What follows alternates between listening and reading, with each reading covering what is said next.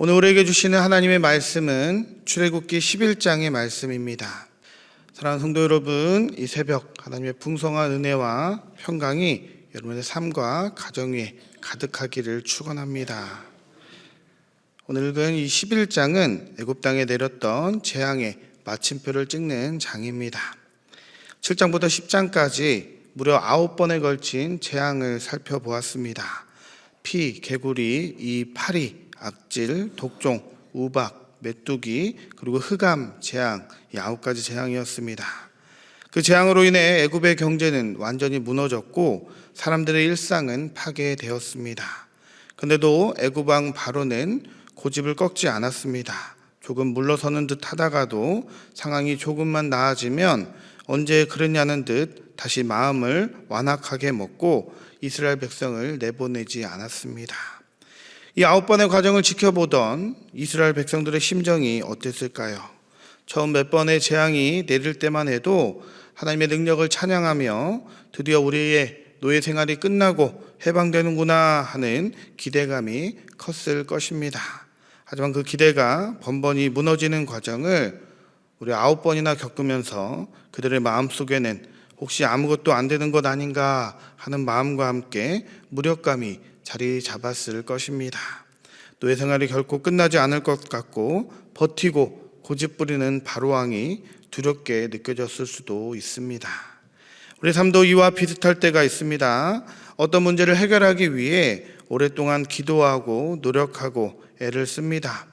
때로는 상황이 조금 호전되는 것 같아서 희망을 품지만 이내 다시 원점으로 돌아가는 일을 반복해서 겪게 됩니다. 직장에서의 꼬인 인간관계, 아무리 노력해도 나아지지 않는 경제적인 어려움, 오랫동안 낫지 않는 육신의 질병 같은 것들이 우리 삶에 바로왕처럼 버티고 서서 꿈쩍도 하지 않을 때가 있습니다. 그때 우리는 지치고 포기하고 싶어집니다. 바로 이때 하나님께서 모세에게 나타나셔서 말씀하시는 장면이 오늘 11장의 시작입니다. 11장은 10장 마지막 부분과 바로 이어지는 말씀입니다. 그 분위기가 언제 터질지 모르는 아주 긴장 상태를 보여줍니다.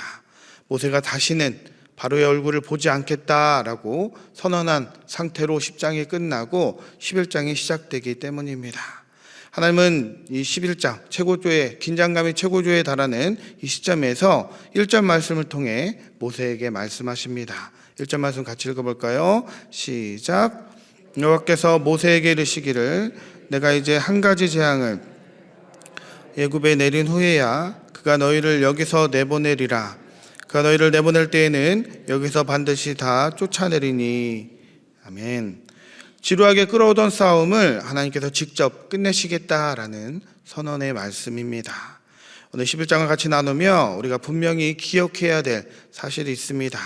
세상의 권력이나 현실이 변하지 않을 것처럼 굳건하게 보여도 그것이 영원히 지속되지 않는다는 사실입니다. 그것이 언제 끝납니까? 바로 하나님이 이제 끝났다라고 말씀하시는 순간 상황은 종료되는 것입니다. 우리는 오늘 본문을 통해 상황을 주도하시는 분이 세상을 상징하는 바로가 아니라 하나님이심을 다시 한번 확인하는 시간이 되기를 바랍니다. 첫 번째로 살펴볼 것은 하나님의 약속은 정해진 때에 정확한 방법으로 성취되는 것임을 우리는 말씀을 통해 발견할 수 있습니다. 본문 1절의 말씀을 다시 한번 제가 읽어드리겠습니다. 여호와께서 모세에게 이르시기를 내가 이제 한 가지 재앙을 바로와 애굽에게 내린 후에야 그가 너희를 여기서 내보내리라. 그가 너희를 내보낼 때에는 여기서 반드시 다 쫓아내리니. 여기서 주목해야 할 말은 바로 이제 한 가지 재앙입니다. 하나님은 9번의 재앙이 실패했기 때문에 어쩔 수 없이 마지막 10번째 재앙을 준비하신 것이 아닙니다. 하나님 처음부터 애굽을 치실 횟수와 시기를 정확하게 계획하고 계셨습니다.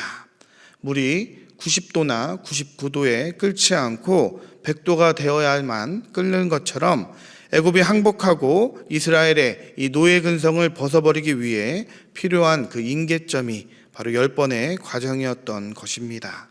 그렇기 때문에 하나님께서 한 가지 재앙이 남았다라고 하셨을 때 그것은 한 번, 그 9번 다음에 한 번 더의 재앙이 아니라 그 전에 모든 재앙을 뛰어넘는 재앙이었습니다.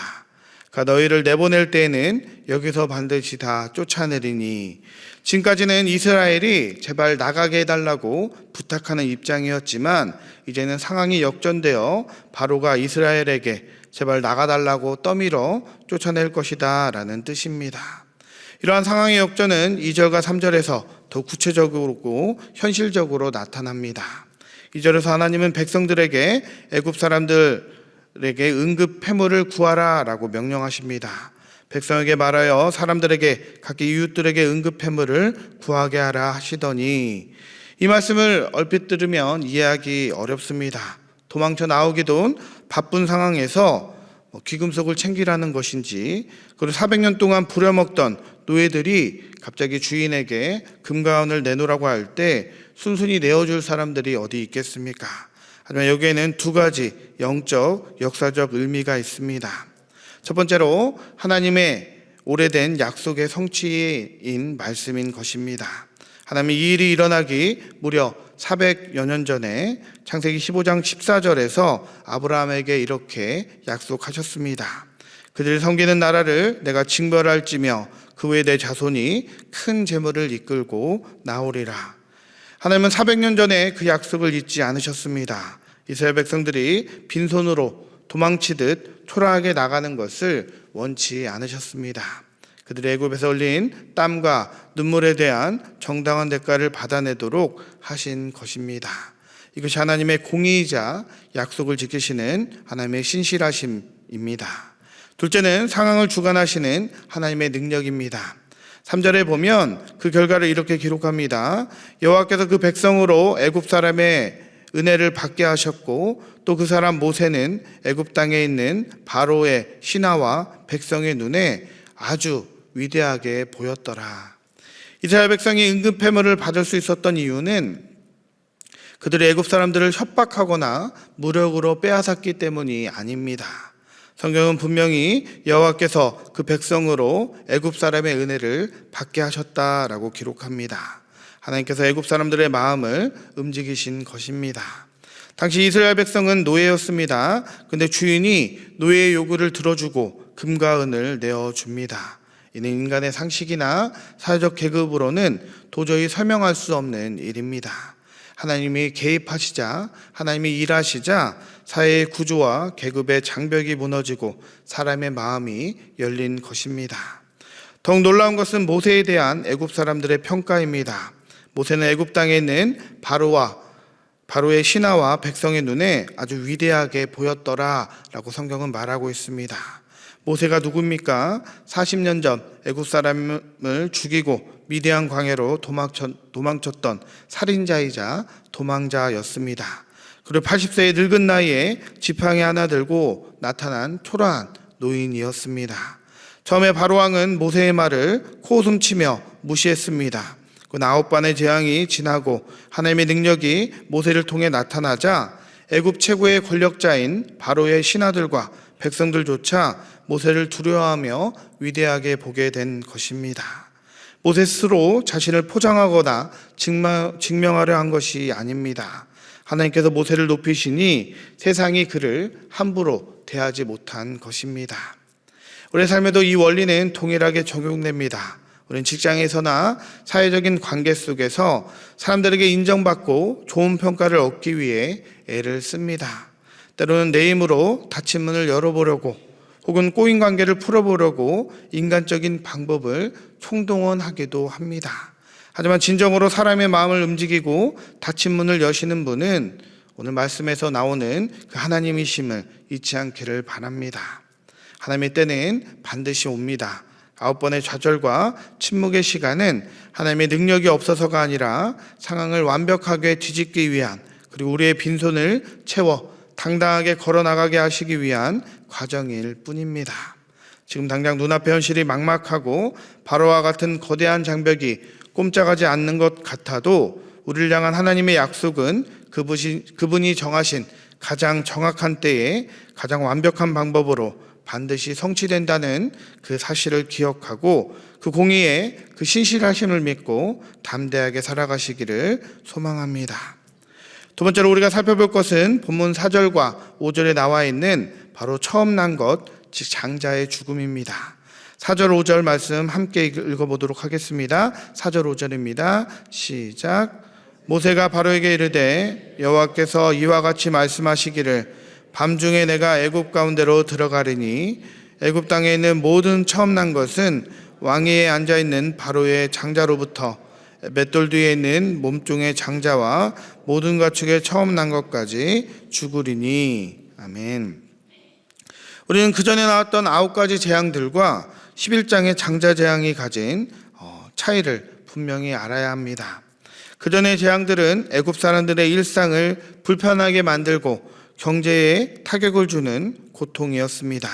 하지만 10번째 재앙은 차원이 다릅니다. 고대 사회에서 장자는 단순히 첫째 아들이 아닙니다.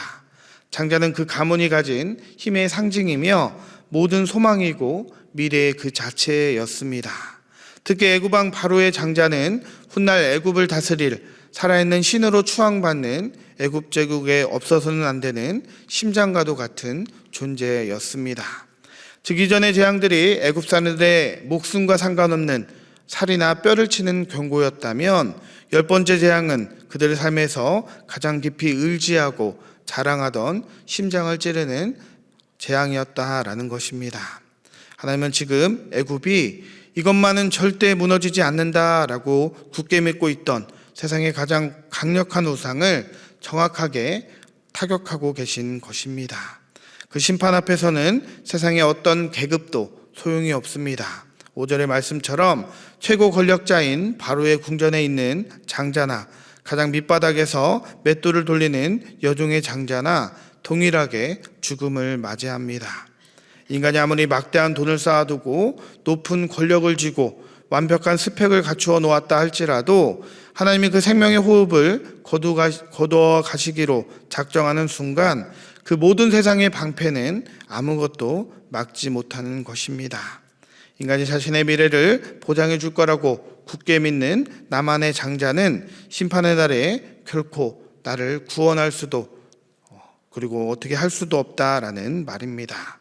그 결과 6절은 애굽 땅에 일어난 일을 이렇게 기록하고 있습니다. 애굽 온 땅에 전무후무한 큰 부르짖음이 있으리라. 이것은 자식을 잃은 단순한 슬픔의 눈물이 아닙니다. 자신들이 영원할 거라고 믿었던 애굽의 질서와 절대 권력 그리고 미래가 하루아침에 완전히 붕괴되는 것을 두 눈으로 목격하여 터져나오는 절망의 눈물인 것입니다. 하지만 이 통곡 소리가 진동하는 밤 이스라엘 백성이 머무는 고센 땅의 풍경은 완전히 다릅니다. 7절 말씀 같이 읽어볼까요? 7절입니다. 시작. 이스라엘 자손에게는 사람에게나 짐승에게나 개 한 마리도 그 혀를 움직이지 아니하리니 여호와께서 애굽 사람과 이스라엘 사이를 구별하는 줄을 너희가 알리라 하셨나니. 아멘. 파리 재앙부터 고센 땅은 구별된 땅이었습니다. 그 구별이 그전에는 재앙의 면제를 뜻했다면 11장의 이 고요함은 차원이 다른 완벽한 평안을 보여주고 있습니다. 개들은 밤에 아주 작은 낯선 기척이나 죽음의 냄새만 맡아도 지저대는 습성이 있습니다. 애굽 온 땅이 시체를 안고 통곡하는 그 아비규환의 밤에 이스라엘의 진영은 개 한 마리 짖지 않을 정도로 완벽한 평안이 찾아온 것입니다. 그리고 이것은 이스라엘 백성들이 이제는 애굽이라는 세상의 질서에서 완전히 빠져나와 하나님의 통치 아래로 들어갔음을 의미하는 성경 본문입니다. 사랑하는 성도 여러분, 사람들은 누구나 자신만의 장자를 만들기 위해 평생을 노력합니다. 그것이 돈이 되었든 자신의 성공이 되었든 혹은 안정된 직장일 수 있습니다. 하지만 세상에 의지하던 그 우상들은 하나님의 때가 오면 허무하게 무너져 내립니다. 그렇기 때문에 우리는 썩어 없어질 애굽의 장자를 붙들지 말고 무너지는 세상 속에서 개 한 마리 짖지 않는 완벽한 평안을 주시는 하나님만을 바라보고 하나님만을 의지하시기를 주님의 이름으로 소망합니다. 세 번째로 바라볼 것은 타협을 끝내고 나온 모세의 거룩한 분노와 단절의 모습을 우리는 살펴봐야 합니다. 8절 말씀 한번 같이 읽어볼까요? 8절입니다. 시작.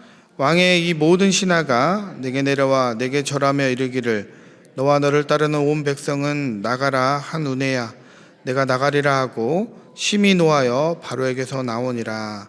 아멘. 모세가 바로에게서 심히 노하여 나옵니다. 우리 앞서 첫 번째 재앙을 말할 때의 모세와 지금의 모세가 완전히 다른 사람인 것을 깨달아야 합니다. 그 전에 모세는 바로와 타협했습니다. 재앙이 내릴 때마다 바로가 이번만 살려달라라고 거짓말을 하면 모세는 다시 하나님께 엎드려 재앙을 거두어 달라고 기도했습니다. 모세는 계속해서 협상의 여지를 두고 바로가 돌이키기를 기다리는 중재자의 역할을 했습니다.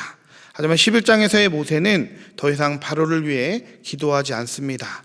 타협하지도 협상하지도 않습니다. 단호하게 분노하며 그 자리를 박차고 나오는 것입니다.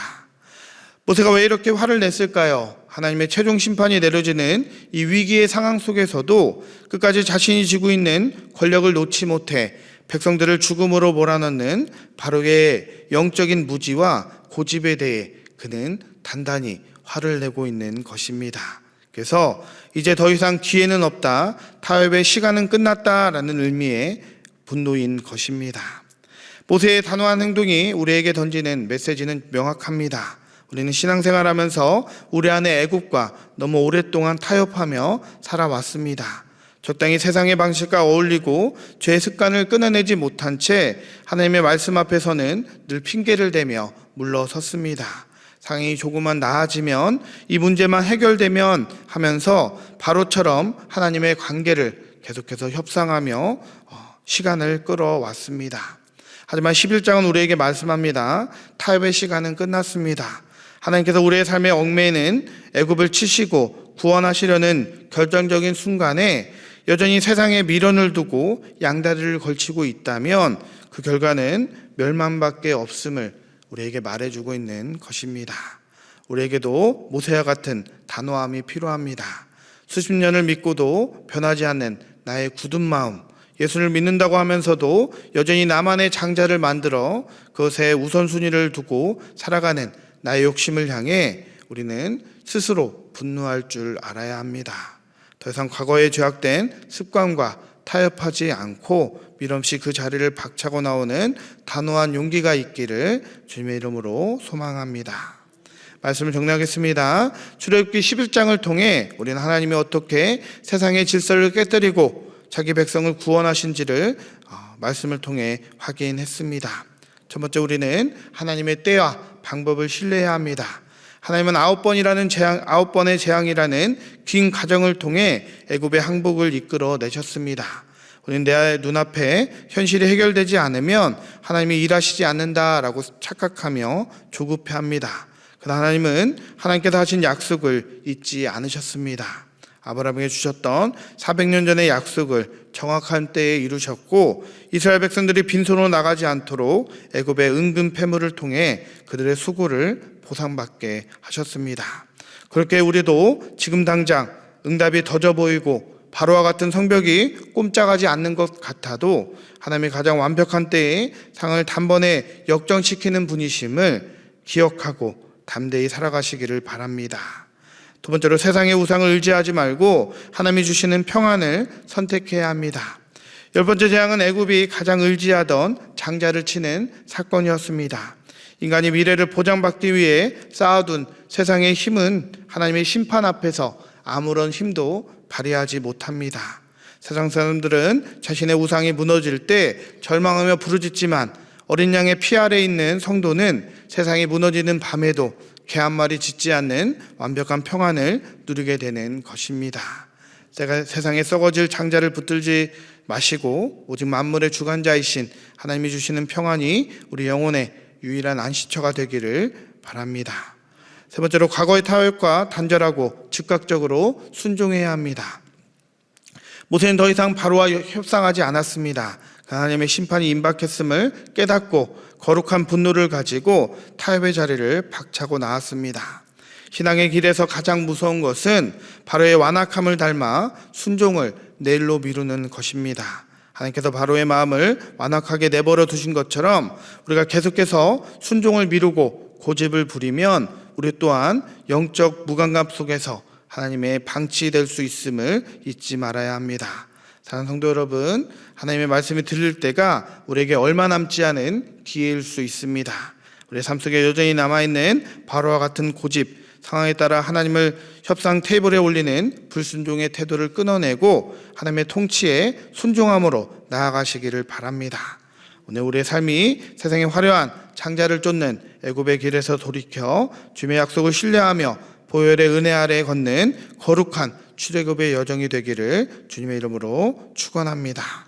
이제 말씀 생각하며 함께 기도로 나아가겠습니다. 첫 번째로 기도하실 것은 내 인생의 장자를 내려놓기를 기도했으면 좋겠습니다. 내가 의지하는 것, 가장 최우선 순위에 놓았던 그것들이 한순간에 무너질 수 있는 것임을 다시 한번 생각하며 장자를 내려놓기를 원합니다. 두 번째로 기도하실 것은 우리의 스스로의 타협을 끝내고 주님이 주시는 말씀에 즉각 순종하는 우리들이 되기를 기도했으면 좋겠습니다. 세 번째로 기도하실 것은 하나님의 때와 방법을 신뢰하시기를 기도했으면 좋겠습니다. 오랫동안 기도하는 것 같지만 하나님의 완벽한 그 때를 기다리며 그것들을 인내하며 그것들을 바라보는 우리들 되게 인도해달라고 세 가지 기도의 제목 가지고 기도하겠습니다. 기도합니다. 사랑하는 많으신 주님 아버지, 감사합니다. 출애굽기 말씀을 통하여 저희들에게 주신 이 세 가지의 이 교훈을 주님 우리의 마음속에 새기기를 원합니다. 주님께서 아버지, 우리가 최우선 순위 두었던 하나님보다 더 귀하게 여겼던 장자들을 내려놓기를 원합니다. 애굽이 그렇게 믿었던 의지했던 것들이 단 한순간에 무너지는 것을 바라보며 우리 또한 아버지 정말로 영원히 변치 않는 그 진리를 붙잡고 영원히 변치 않은 하나님만을 바라보며 살아가는 우리 될 수 있도록 인도하여 주시옵소서. 또한 오랫동안 기도하며 응답을 바랬던 기도의 제목들이 아버지 이루어지지 않는다고 절망하지 않기를 원합니다. 하나님의 때를 완벽하게 믿고 신뢰하며 순종하는 마음으로 나아갈 때 주님의 때에 아버지 가장 풍성하게 우리를 채워주실 주님 바라볼 수 있도록 인도하여 주시옵소서. 무엇보다 아버지 주님의 말씀이 들렸을 때 즉각적으로 순종할 수 있는 마음을 허락하여 주시고 그러므로 늦지 않도록 아버지 바로와 같이 완악한 마음을 버릴 수 있도록 인도하여 주시옵소서. 함께 좀 있어하며 기도합니다. 상간회가 풍성하신 하나님 아버지, 오늘 출애굽기 11장의 말씀을 통해 우리 마음의 기쁨까지 살펴보는 시간을 허락해 주셔서 참으로 감사를 드립니다. 오늘 이 시간 우리의 입술을 열어 부르짖는 기도가 그저 교회를 나서는 순간 흩어지는 빈말이 되지 않기를 원합니다. 내 인생을 지켜줄 거라 믿고 꽉 붙들고 살았던 세상의 헛된 욕심들, 내 마음의 주인 행세를 하던 그 우상들을 이 시간 주님 앞에 내려놓기를 원합니다. 그도 하나님보다 당장 눈앞의 이익을 더 살피고 말씀보다는 내 생각과 고집을 앞세우며 적당히 타협했던 우리의 무딘 마음을 불쌍히 여겨주셔서 하나님 때가 되었음에도 조금만 더 기다려달라며 결단을 미루던 우리의 게으름을 이 시간 회개하기를 원합니다. 이젠 세상의 방법과 저울질하는 인생이 아니라 주님의 말씀이 들리는 즉시 그 발 앞에 엎드리는 순종의 사람이 되기를 원합니다. 내 안에 가득한 핑계와 굳은 고집들을 주님의 보혈로 깨끗이 씻어주시고 오직 주님의 뜻만이 우리 삶의 유일한 길이 되기를 또한 원하오니 주님이 이끌어 주시옵소서. 하나님의 약속은 반드시 이루어짐을 믿습니다. 당장 눈앞에 기적이 보이지 않아도 오랜 시간을 넘어 신실하게 일하셨던 하나님의 때를 믿고 끝까지 기다리는 성숙한 믿음을 주시옵소서. 조급하며 앞서가지 않게 하시고 현실의 높은 벽 앞에서 낙심하지 않게 하옵소서. 근데 하나님의 선하심을 맛보며 우리 삶의 현장에서 역시 하나님이 하셨다라고 고백하는 증인들이 되게 하여 주시옵소서. 이제 세상으로 나아갑니다. 우리 모든 성도들의 가정과 일터마다 주님의 보혈이 덮여있음을 기억하게 하셔서 세상 사람들은 두려워 떨지라도 우리는 담대하게 말씀대로 순종하며 그 평안을 누리며 승리의 길을 걷게 하여 주시옵소서. 우리 함께 하시는 임마누엘 하나님을 찬양하오며 우리를 죄에서 구원하신 예수 그리스도의 이름으로 간절히 기도드립니다. 아멘.